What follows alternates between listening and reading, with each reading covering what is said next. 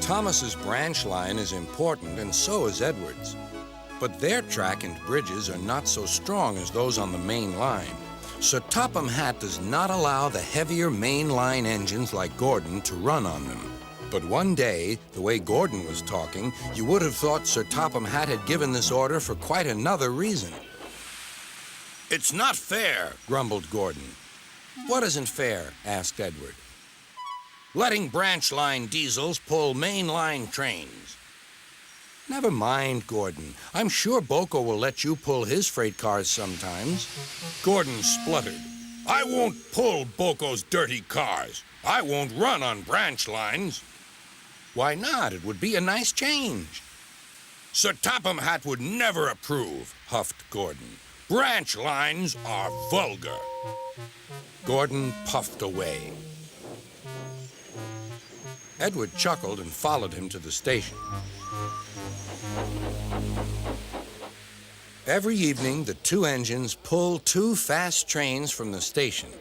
Gordon always leaves first with an express for the main line. Edward follows 5 minutes later with his train for the branch line.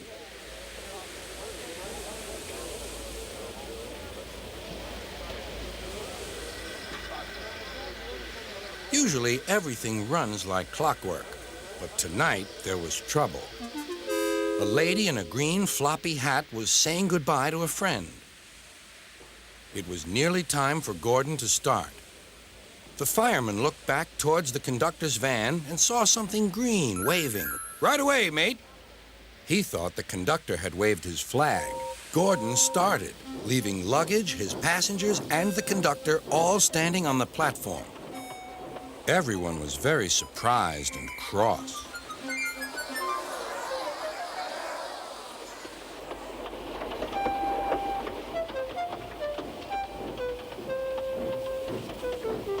To make matters worse, by the time Gordon had been stopped and brought back, Edward was already late with his train. So now he set off first. But the signalman at the junction wasn't told about the change. By mistake, he sent Edward along the main line. Gordon was sent along the branch and arrived cold and cross on one of the sidings near the harbor.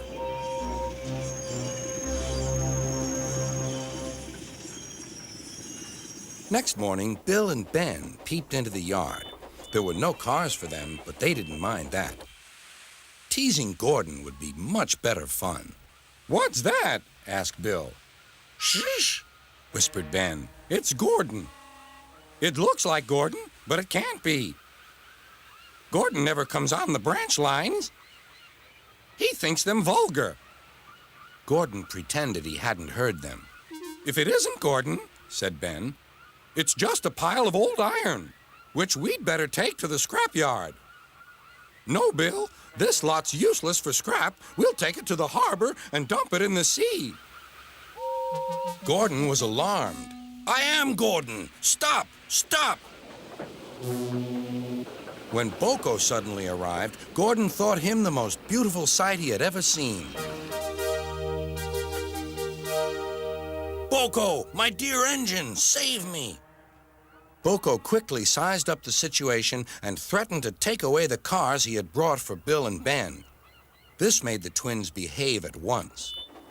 Gordon thought Boko was wonderful. "Those little demons, how do you do it?" "Ah, well," said Boko, "it's just a knack." Gordon still believes that Boko saved his life, but we know the twins were only teasing, don't we?